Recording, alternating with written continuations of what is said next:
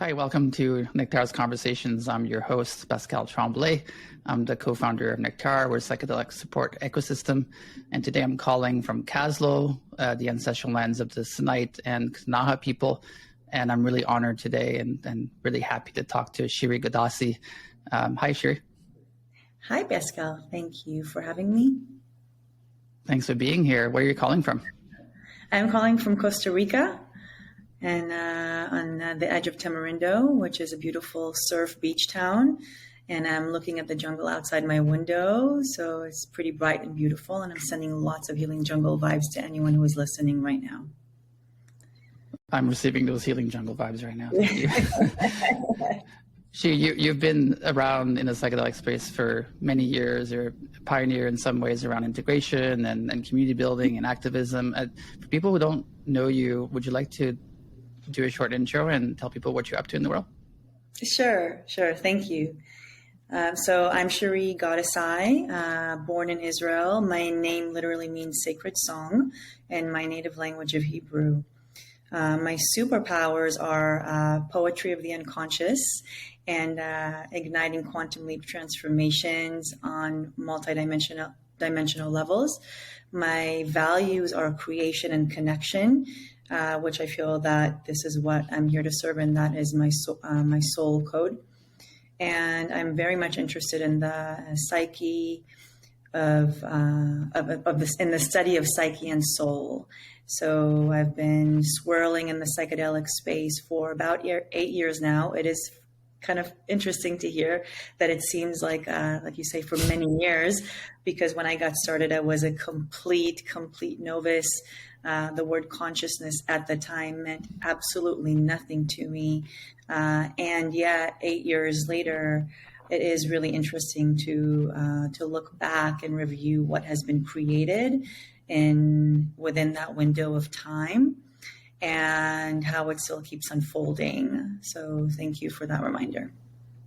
And thank you for doing such beautiful work since those 8 years. And yeah, it's such a interesting space, the psychedelic space, because it's such a multidimensional one. And as the years unfold, it kind of feels like an eternity sometimes. And yet we're still new at this and still exploring so many different things in the world, within ourselves, and also in the community that we're forming and the movement that we're part of. And it's a beautiful journey for all of us.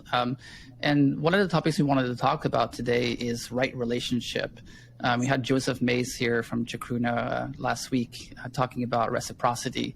And he had beautiful things to say around right relationship to the land and communities and honoring the roots of the communities from which the medicines come from.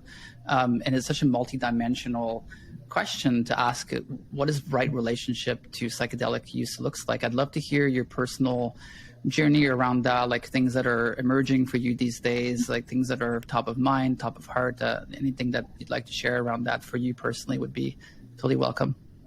Thank you.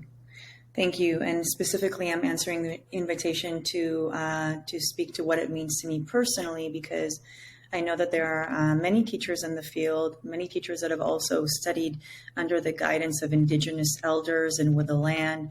I have not had that type of study, so I cannot speak for the ancient traditions and what reciprocity looks like to them, but more of what the journey has been like for me and what I have learned being a person that is very much interested in utilizing the modality of psychedelic therapy for my spiritual, psychological evolvement, and also to be contributing to the evolution of humanity and the return to the age of communities. So first and foremost, being a psychedelic integration person, I am aware that, especially now with the expansion of our field and so many people approaching this modality with an idea that psychedelic therapy is going to change their lives, and because oftentimes they approach this modality after the typical typical health system has failed them, and they are looking for that magic pill. And we do know that the media is largely responsible for selling that idea that psychedelics can be a magic pill and can be the solution to a person's problems. There's that famous analogy of one trip can equal to 10 years in therapy, 20 years in therapy. So actually, it's both the media and I believe also our community that generate that narrative.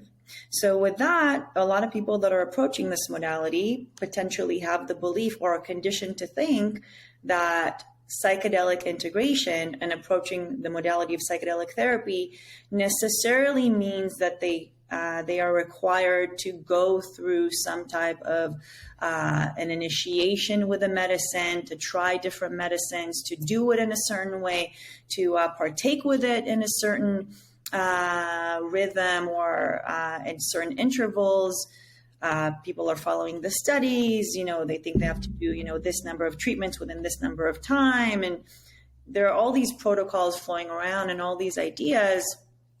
And to a point where, I feel like people believe that psychedelic integration means a direct and constant engagement with the medicine, with the psychedelics, with the substances. And I myself, on my journey, have also believed that for many years. And being a person that, again, did not come from a conscious background, I come from a lineage with boatloads of trauma, intergenerational trauma, lots of issues in the family and culturally, and really approach this modality with the same idea of, okay, this is what, this is amazing. I'm all in, and I'm going to do it as often as I can. And utilizing, of course, all the different tools that are disposable to me to really make the most out of it. And it's interesting because I got to a point just over a year ago, right after I moved to Costa Rica, where finally, I left Los Angeles with my family and really finally found a space where I can just let go of all the stories and conditioning that have been deeply ingrained in me, both from my background and also my work in the psychedelic sphere. And it was during a ketamine journey that I received an insight that there's nothing else for me to figure out in this space by continuously approaching psychedelics and returning to trip after trip. I just need to take a break and rest. I need to sleep. I need to get activity that honors my body. I need to sit down and spend time with my daughter and play with her. I need to invest time in cooking myself food, and so I can be in more of an honoring rhythm and cadence with the person I am. So for me, really, that insight, that ketamine journey was really pivotal, and I decided to take a break for the time being from any engagement with psychoactive substances. And it's been over a year now. I completed a full year of celibacy, what I call celibacy. And I just broke that chair, or just popped that, just completed that cycle with a journey that I had a couple of weeks ago. But it was over a year that I did not engage with that modality. And it's been definitely a year where the idea of right relationship began unfolding for me and what that looks like. So that was a background answer to your question of what does right relationship mean to me. Mm-hmm. Yeah. I love that I love the word celibacy. I've never heard that before. That's really interesting. One of the most powerful experiences I've ever had was like the most non-experienced psychedelic experience ever, where I just blanked out and I was left with the message and the question, like, what did that mean to me? Because I came in with the intention of opening the celestial realms and meeting the unicorns and having this huge download, and I was ready. I can do this. I'm ready to step into the stairway to heaven. And I just got a black screen the whole time. And the answer I got after processing that, and of course at first I was a little bit disappointed. I was like, where's my healing? You know, how come I didn't get blown into the universe?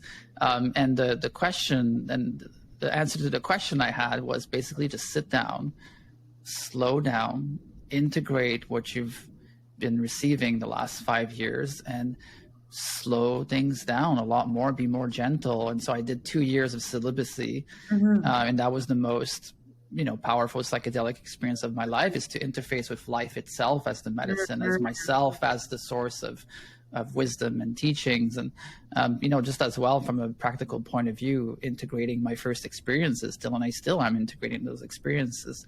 And I feel like what you're touching on here is very valuable, and also kind of counterculture in a way, because we have a culture of chasing peak experiences. Like you said, we're chasing the big downloads, and there is a culture around this is going to fix everything for me. And there's lots of clinics out in the world right now where it's kind of like an in and out, you know, place where you come in, do your session, and you leave and you're back home. And what happened to you in the last year in terms of like, how did you process or integrate your previous journeys? Like, what changed with this aspect towards yourself that is honoring and gentle? Like, what are examples of things that changed for your insights you received during this year of integration?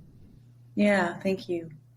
So picking off on where I left off in my answer. So the idea of psychedelic and right relationship to me in the psychedelic space, which is of course our topic at hand, is to find your own rhythm, soul's code, and follow that as your method for psychedelic integration, which also means that being in right relationship with this modality does not necessitate psychedelic use. And this is what I really want to emphasize.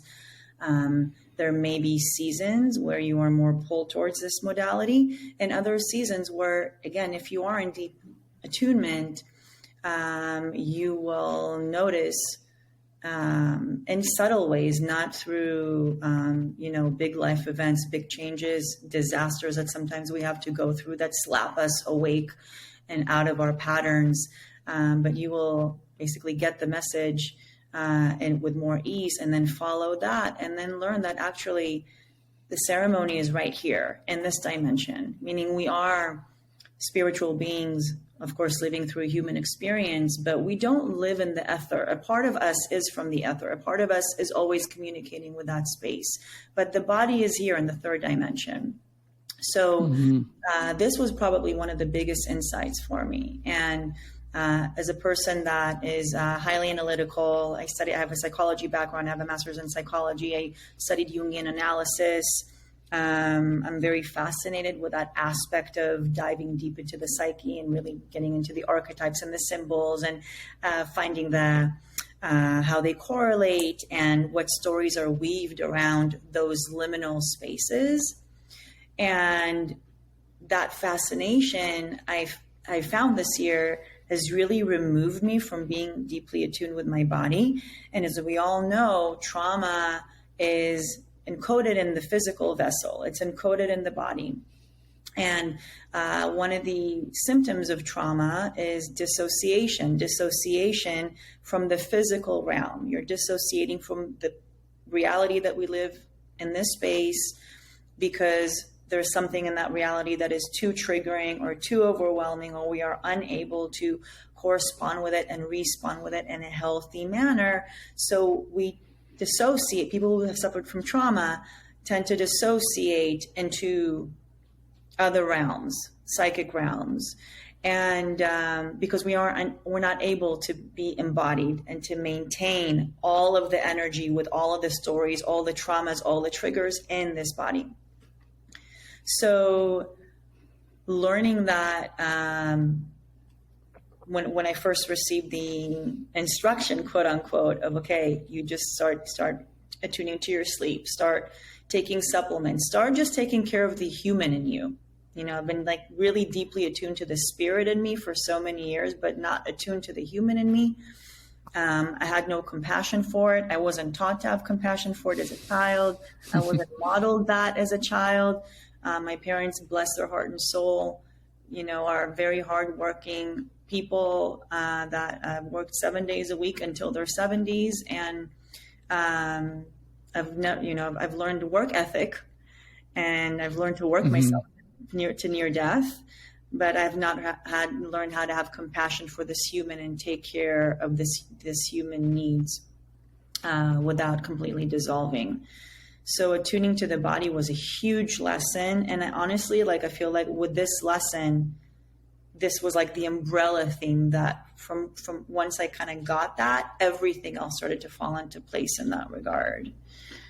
I love this so much because it's been the same process as me. Like, I'm a very analytical person as well. And a lot of my journey has been around leaving this a little bit more and going into my body more. And when you talked about kind of being raised in the hardworking family, my dad and my grandfather and probably my great grandfather were really hard workers. And I think it speaks to kind of the social norms of the time too, and how we were kind of sold as children, for some of us, to just work hard, push through, you got this, don't give up, keep working, make more money. And from that perspective, we've seen now how the societal fabric is these days, and what it's teaching us is really to go back the opposite way and being more attuned to, like you said, energy, and being more attuned to our body, being more attuned to the cycles of nature, which you touched on a little bit. So I love that you're in that same process, because I really feel like that's kind of the next age of the world. Really, I'd love to hear more around what do you see next for us in terms of how do we embody these teachings, and how are things going to work, and how do we interface with our healing journey from that perspective? What do you see coming up next? This is such a powerful question. So first of all, where I feel like I'm being taken is, as leaders in this space, right? And I learned only in the last couple of years that I'm in a leadership position. This was big news for me. As someone who came to that wanted to support people in integration processes, I had no idea. I mean, I did have an idea, but I wasn't willing to fully embody the idea that people are actually looking up to me and modeling themselves after me. And I feel like in the psychedelic space, there is, much like the bigger story in society, the cultural norms that you are touching upon, Pascal, is that we are conditioned to be generating, producing, human doing. We're not human beings. We're created to be human doings. And we are awarded and prized for, again, the work ethic, for, contributing to society, for being available, for building businesses, for building castles in the sand. And I feel like a lot of people in the psychedelic community as well, because it almost feels like there is such a race to get everything set up for the masses to enter our field. Yes, absolutely. It feels so overwhelming. And because a lot of us are here, most of us, if not all of us even, are here for service. We want to serve. We want to make ourselves available. We are seeing ourselves as stewards and as shepherds that are, like Ramdas said, are here to walk each other home, and we want to be there for one another. But oftentimes this comes at our own expense, of again, remembering that our work is not created in a season, it's created over in a lifetime. So I have noticed that cycle within me in the last about year and a half or 2 years of literally working myself to the bone. My integration certification program really exploded in the last couple of years, and I gave everything I had to that program, to a point where I was completely under-resourced. I was barely even able to show up to my clients who wanted to join on this journey with me, paying clients who invested their resources in my services. And I saw that I was not being a good role model for these people that are modeling themselves after my leadership style. So once I became aware of that through some pretty difficult lessons, I had to make a choice, and this is part of my desire to be in right relationship, not just with myself, but also with my community and with the energy that I'm generating and the ripples I'm putting out in the world. I realize that I do not want to contribute to the doing culture. I don't want to contribute to model to people that are modeling themselves after me in the psychedelic world, that to be a psychedelic contributing service person, you have to work yourself to the bone and literally to a point where you have no time for your own integration practice, selling yourself cheap, contributing everything you have back to the community with almost no resources for yourself. These are lessons that I'm still learning in some ways, and in the last few months, I've been really blessed to be awakened and invited to join the feminine cycle. Once I was able to finally in Costa Rica shed those masculine doing productive energies, then that was when I received an energetic invitation to explore the feminine. And it's been a big lesson in surrender and creation for sure. But this is what I want to model. This is what I wish to put out in the world. And this is what is leading me right now, is how to be able to show up for psychedelic service that is soul aligned and is deeply attuned with who we are, and also models the new earth consciousness that we want to realize right here and now. What cycles do we want to obliterate? It's not just speaking out about them, but it's also being the reality that we want to create. So right now I'm practicing being in that space of the being. And I feel like this is like the first step to that new world that you're talking about is, what am I seeing? Well, first it begins with us. Yes. First it begins with us and how we show up to the everyday. And so before I talk about the vision, I really want to just nail that, is first it begins with us. And in some ways that is more important than what the vision is, because the vision is somewhere in the future, but we can be that reality right now with the way that we choose to show up to this moment. Yeah, it's beautiful. And I resonate so much with what you're sharing, because I'm on the same journey, and it feels like such a paradox of being in this exponential age of information and everything in the psychedelic space. Like you mentioned, there is a chase to like create the capacity or the structure or the offerings to help as many people as possible. And we need to do it now. It can feel quite overwhelming. And as a co-founder of a company in the space, like I can share personally, like it has been a wild ride of being in that mode of like doing, and over time realizing I need to go way more in a slower mode. And what I've realized is just looking at nature and how nature is actually the teacher here for me. And the invitation is just to go stand next to the trees and just like be present with that and be calm with that and connect with the calmness and the slowness and the energies of the earth, really like nourishing me, instead of like being in this external horizontal field of doing all the time. I've learned to slow things down. And in circles that I'm a part of, like the biggest thing I hear is overwhelm. I feel tired. I feel I'm doing too much. And all my friends are in the space, therapists, body workers, practitioners, and they all say the same thing. It's that feeling of overwhelm.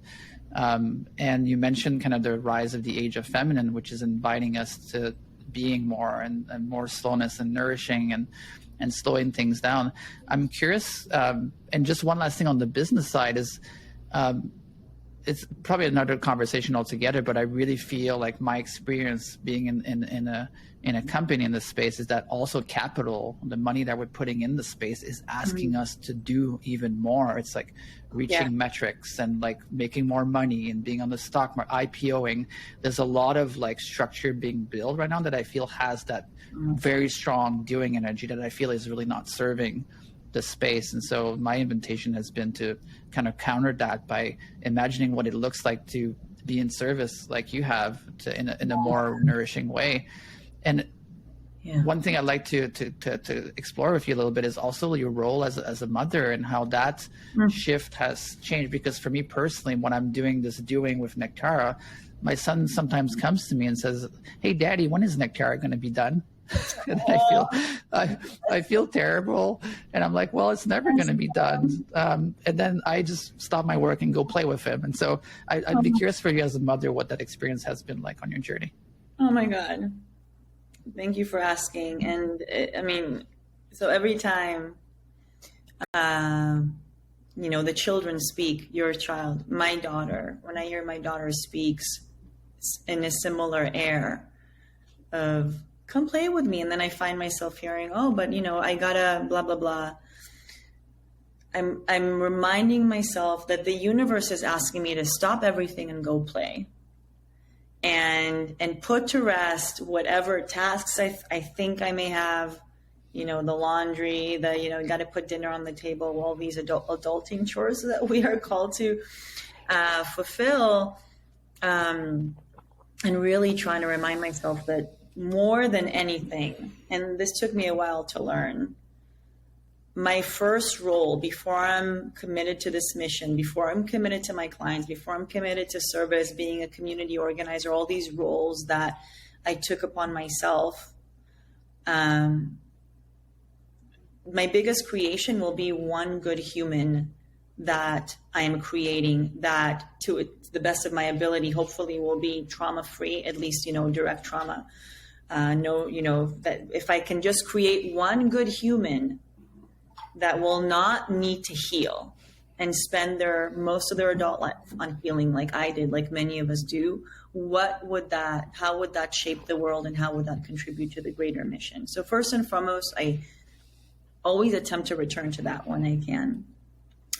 And then when I became a mom, it was interesting because, first of all, as a woman, and, this was in 17 that I created the psychedelic integration community in Los Angeles. And I, of course, got pregnant, and it was obviously a big blessing. But I also found myself really torn between, again, my role as in the community to being a mother. So, for example, I remember evenings when, I put my daughter try to put my daughter to sleep, and then had an integration circle an hour away. We were living in Los Angeles at the time, so there was a lot of traffic. So literally just giving my daughter to my husband and trying to drive to the event and stopping on the side of the road in the dark, crying because it felt like I just want to be with my daughter. Like, I don't care about any integration circle right now.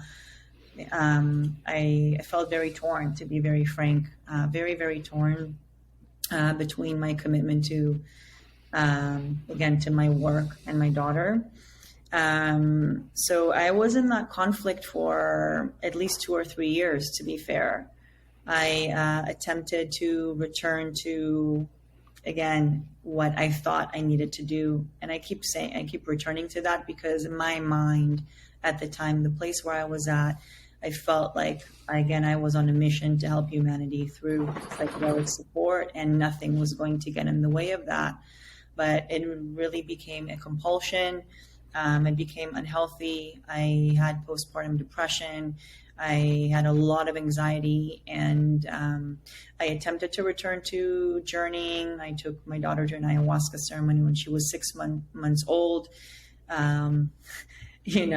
and then try to go again to ceremony. And I had just happened to miss her first steps as a child. So when that happened, that was a big wake up call to, I'm a human, and my mind may be limitless and wants to do all the things and can do all the things. But at the end of the day, the human resources are limited. And how do I bridge between the very limited linear time that I have to this one human body that wants to be in several places at the same times and do really important things?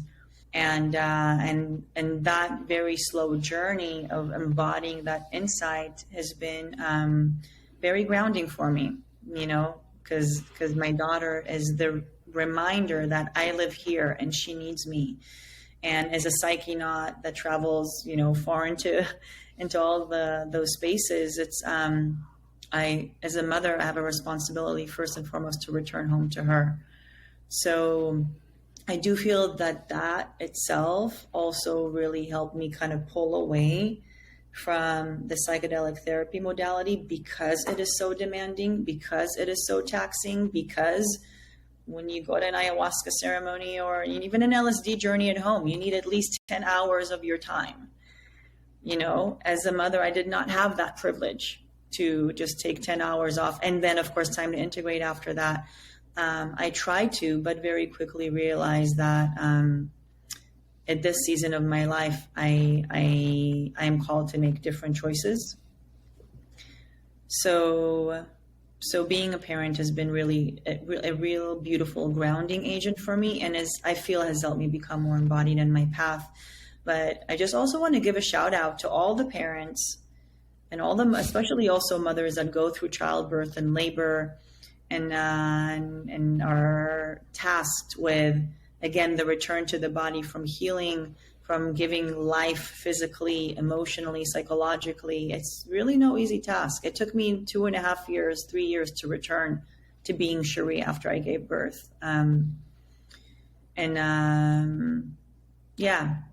But now, with all of that, I just want to wrap that up with everything that I do now is in hopes of providing a better future for our children. So the purpose is also shifted. I'm really hoping that my work of attempting to be loving kindness in the moment now will bring about an age of peace, that my daughter will be able to live in a more peaceful world. I'm more devoted to the transformation of consciousness for ease and being and flow for all beings. And I'm not really even attached to the psychedelic modality anymore. I'm really seeing it as a tool and not the thing that will get us there, which I think has also been a really big shift for me.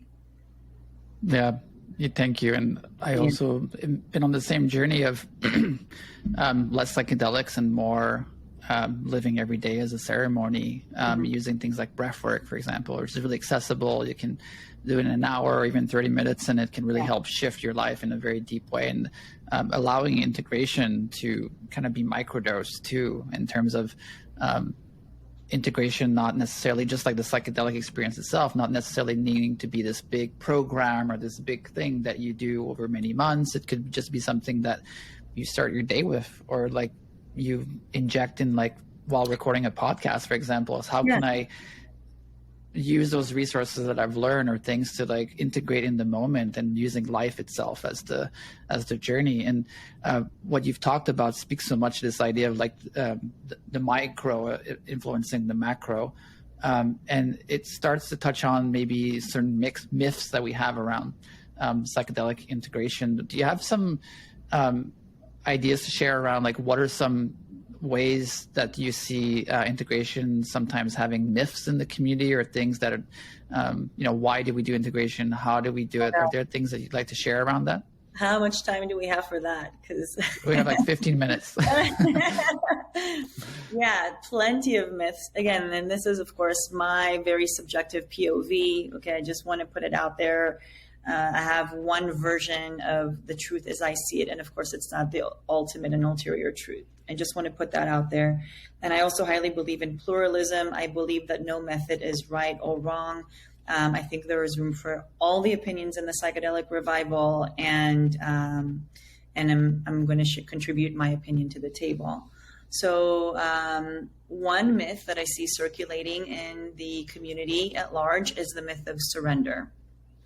The myth of, okay, come to the ceremony, surrender to the medicine, surrender to the facilitator, surrender to the container, and basically just completely forfeit all of your sovereignty, your willpower, your decision-making, your discernment, your rights, sense of self, and give it up to a force that is outside of you.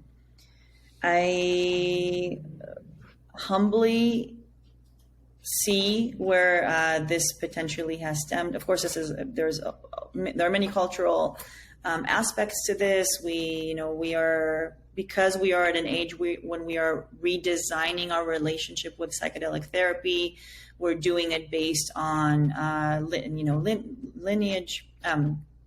Indigenous traditions that have been around for a long time and have been practicing their relationships with plant medicines in their way. We have drawn some elements from the 50s, the 60s, and of course the 80s, when the age of MDMA-assisted psychotherapy began in different places of the world. So we are drawing from different modalities and trying to piece together a story that would be appropriate for this time. So the surrender element, I feel, is really borrowed largely, and I could be wrong, but I think it's borrowed from the indigenous traditional cultures of surrender to the medicine, surrender to the plant medicine. I believe that currently one of the bigger lessons that we are hopefully being taught, or the medicines are attempting to teach us, is to return to our sovereignty and to reclaim our power as creators. Meaning, at any time, any place, and I'm refraining from saying in the ceremony, because again, as you say, Pascal, the ceremony is here and now. Every day is a ceremony. Every moment is a ceremony. But at any time, at any moment, including in the psychedelic trip, psychedelic ceremonies, where we are told to surrender, we not only have the right and the privilege, but we have an opportunity to practice being sovereign and being completely present with the medicine, with spirit, with source, whatever you want to call it, with your inner healer, and co-creating with it, practicing being in co-creation and finding that edge of balance of what it looks like to dance with the transpersonal forces, again, whatever is outside or inside of us, that is not the eye observer, and interact with it in a way that is beautiful and beneficial and regenerating, and doesn't completely run over you like a truck, and doesn't completely sorry, let me rephrase that. I don't believe that the transpersonal is here to put us down or make us second guess our abilities in the medicine. I believe that it's actually trying to empower us to get up and find our power and design our moment to moment, including in the ceremony. And I believe that once we embody that, and again, letting go of this surrender mindset to a co-creator mindset, then we really have a chance to eliminate what we call, quote unquote, bad or difficult trips. We can create really beautiful things in ceremony. We can really hone in on the goals that we have or the intentions that we have and really potentiate them, amplify the benefits. So I feel like that mindset shift of, again, you're not here to surrender, you're here to co-create. Of course, from the ceremony really ripples out into the everyday and reminds people that we are here to create this world. We're not here to surrender to whatever religion tells us, the government tells us, the systems tells us. I feel like the surrender narrative is like a replication of a much larger, broader social indoctrination that I feel can truly be examined at this time and completely shift our relationship with this modality. So that's one big thing that I feel is important. Surrender versus co-creation. Yeah, it's a beautiful one. I think it speaks to just like our parents and society back in the 40s and 50s were all about kind of reaching the top and making it happen, working hard. There was also a narrative then of you're alone and you have to figure it out by yourself, and you got to walk the path by yourself, essentially. And what I found to, again, being kind of an instruction or an inspiration from nature is it's not I got this, it's we got this. So when we're surrendering to the medicine or giving our agency to some external force, I feel like there's a relationship there within ourselves that says that there's something above me, there's something I have to figure out by myself, there's something that is happening to me and I need to hold it all by myself. And I feel like we're rewiring that slowly. And in a very large way and within our communities. And I love that you talked or mentioned the age of communities earlier, and I feel like it touches a little bit on that surrender piece. Can you talk a bit more about the age of communities and what that looks like for you? Oh my God, yes. Return of the tribes. Return of the tribes. So this is a discussion that I've been having with other members of the local community here. And right now, as we are seeing with current world events, more than before, we are seeing more polarization in the opinions that are coming up in response to, for example, the pandemic, the AI generators. So these are stirring big conversations, and a lot of people are feel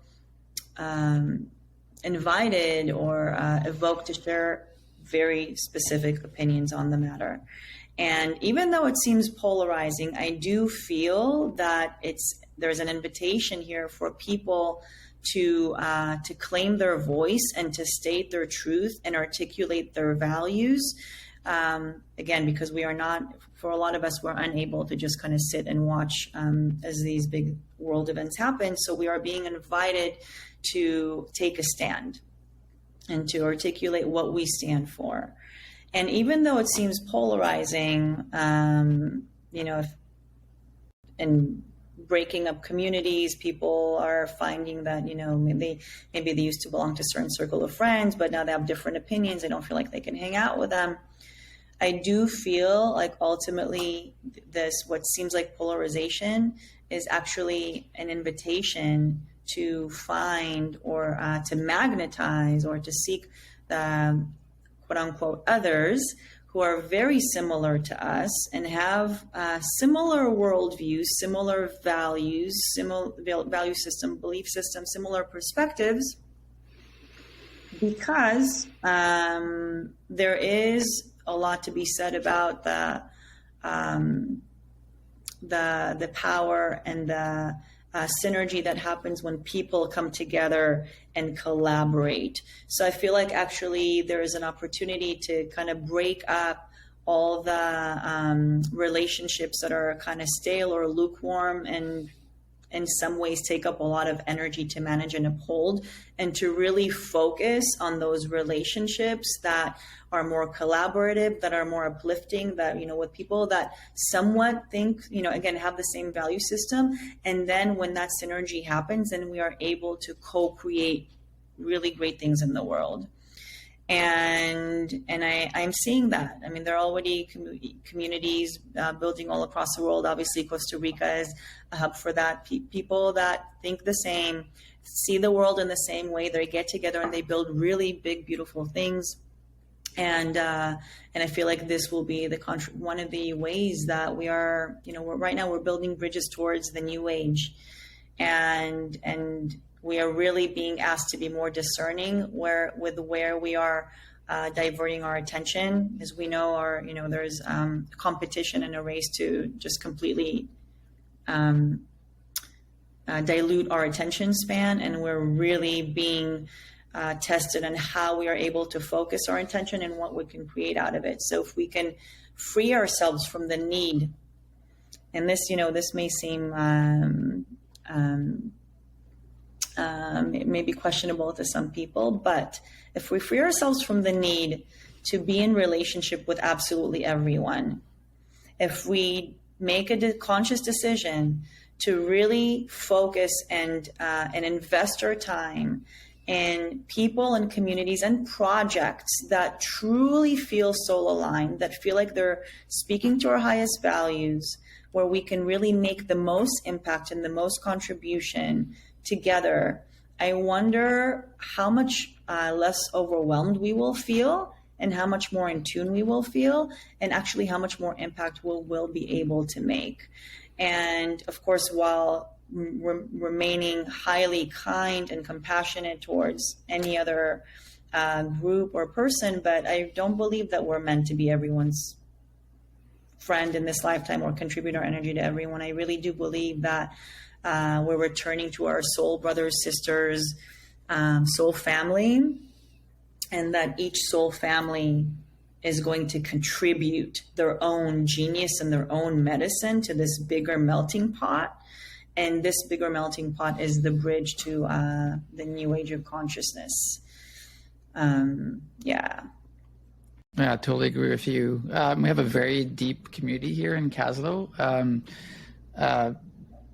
Therapists, practitioners, healers, energy workers. There's just like an amalgamate of like different folks here that are really soul aligned on their purpose. And also some of my closest friends, like deep friends that are part of the soul family, they have very, very different political views as me, for example. They have very divergent views from what I believe aligns with me. And yet there's a deep, deep connection there that is formed around shared values and soul purpose that oversees everything else, supersedes everything else. And so through that forming of the community and relationships, we're really reforming what it means to live in the world in a supportive way. And I feel like that's a really big insight for us to download and to start to embody, because it really is the medicine that the earth is asking us to do, is to come back together and stop dividing. And it's really a medicine for the polarization that you've mentioned. And on a certain level around that, it also speaks to our relationship to our own healing journey around dancing with the light and dark, and not being attached to things being all okay all the time, and turning towards rather than turning away from things. And so there's a lot of deeply embedded societal and cultural things that touch on that frame of mind, including the surrendering that you talked about earlier. So there's a lot to unfold here. I wish we had 2 more hours, but I'd love to hear more before we close around your personal vision of the psychedelic space, like your own perspective of how things are unfolding, and where would you like it to go? Well, would you mind if I just tie something up with the idea of values, which I feel is such a key point. Please, yeah. Tying it back to how we started the conversation of right relationship. Again, what does right relationship mean? To each person, it's going to look and feel different. And what is your North Star? And each person's North Star is values. What is your value system? And does this decision, this modality, this method, this relationship, how does it align with your value system? If it's aligned with your values, then it's right.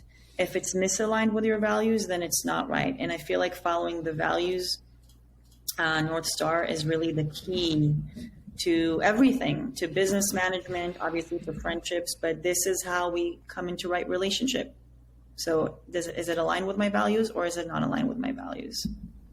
Beautiful. I'm going to put a link in the show notes for Nectara's integration roadmap, which has some prompts and a process to kind of dive deeper into your values. And I find that such a North Star and so valuable. So I'll put that in the show notes for people who want to explore. Great. Thank you for that. So the question of what is next in the psychedelic space. Is that right? Yes, for you. What's your personal, everything has gone super well in 10 years. Like, it's perfect. We're having coffee in 10 years. Like, what's happened? Oh my God. Well, for me in 10 years, to be very fair, I don't know that I will be in the psychedelic space. That is a very long time. And I am in attunement to where spirit and source wants to carry me. And I do pray every day for source to align me with my highest expression. I feel like for me, the psychedelic space has been a very cool reality to explore. And I also recognize that there are many other realities, many other dimensions. And as an explorer, I don't feel like this is where I will reside for the rest of eternity. So I don't know if I will be here in 10 years, but right now I'm very grateful to be able to witness how the field is unfolding. I'm grateful to see organizations such as Nectara coming into the space, how we're all learning and growing together. I do feel that, as you mentioned, the collaboration is where it's at. The connection is where it's at. This is something that I learned, like a big lesson in my journey has been that, you know, the visions are so huge, but to execute them in this dimension, it takes a village. And I've brought to life some pretty amazing visions through my business, but honestly, they're really too big to carry on a single pair of shoulders as a human. So I'm seeing how we are returning to the tribes in the psychedelic community as well. I'm seeing how there will be more groups that, again, carry similar values, obviously a lot more in the field of education. What I'm really holding out for is to see how we can reinvent the idea of education and psychedelic therapy. I feel like right now the field is overly relying on methods that we borrowed from a paradigm that did not work.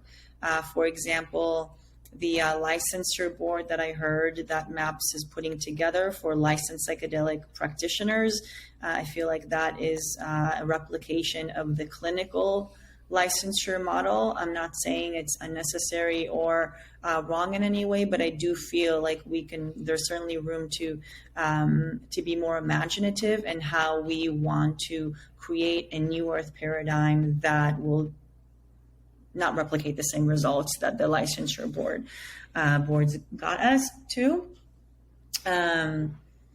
So I don't know what it looks like, but right now I do feel like there is room to go wild. So I am inviting wild creativity into the space. I feel like the way to get there or to achieve that is by every person completely stepping into their authenticity without owning any narratives, not the societies, and certainly not the psychedelic communities. I feel like there is a big lesson for us to learn in the community with certain groups trying to shut down certain other groups, by not being scientific enough, not being proven enough, not being natural enough, not being this enough. I feel like there is too much of that going on. And we're all better off just remembering that pluralism is where it's at, multidimensionality is where it's at. Each person and each group will have their own medicine, and it's all part of the greater plan. And really the mission that we're all on, or the lesson, is to embody loving kindness, no matter how weird, how bizarre, how quote unquote abnormal, how whatever frightening it may be to some people. But we are here to be free.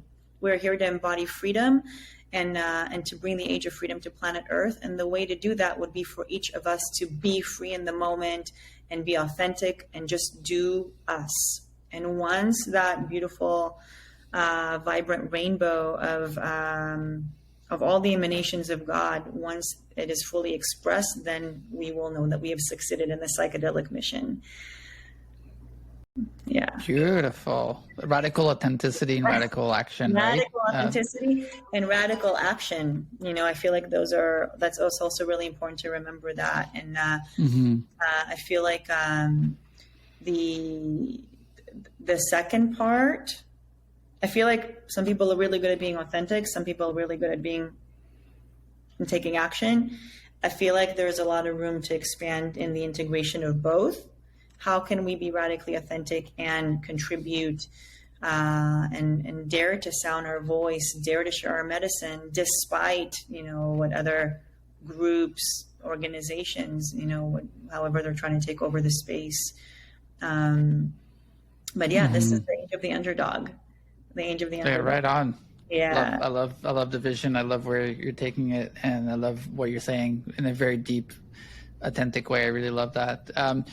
We're running a bit short on time, but if you'd like to share, I'd love to hear a bit more about your program coming up in January, and how can people learn more about it? Thank you. So we are, as mentioned, I am the founder of a psychedelic integration coaching certificate program, which is 1 year long. And in addition to that, so that is level 1, and level 1 is what I call integration 1.0. And then level 2 of that is a visionary business mastermind program called Soulpreneur. It is 6 months long. It is a container that's specifically designed for trained psychedelic practitioners, psychedelic integration, support, therapy, facilitation.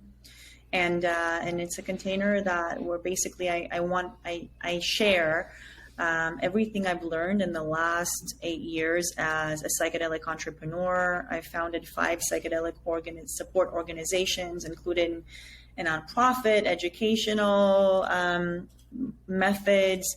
I've written books on the topic, and of course, I have a coaching practice. So I have a lot to share, and I know that people are interested in learning on how to create this modality, how to turn their passion for psychedelic therapy and healing into an abundant and reciprocal and career and right relationship and soul aligned career. So the program that starts in January is exactly that. So it's half spiritual mechanics, again, soul alignment, and half business strategy. So that begins on January 17th, and registration is now open, and I'm super stoked to open up this container for the community. It's going to be my 4th year of running my program, so I'm really, really stoked. We've come a long way, and there's so much to share. And yeah, I just hope that it serves the right people as they make their way into the psychedelic revival. And more than anything, it teaches authenticity and radical action, and right relationship, which is what we're talking about. So yeah. Beautiful. I look forward to learning more about it. And also I'll link the programs inside the show notes for anyone who's interested. And thank you so much for doing that work and for all the work you put in and the organizations and for really deeply embodying the lessons of the medicine in the everyday life. And I find that has such ripples just by itself. So thank you so much, Shiri. Really appreciate you. Thank you so much. Thank you for the opportunity to share, and blessings to you. Blessings to everyone. Thank you.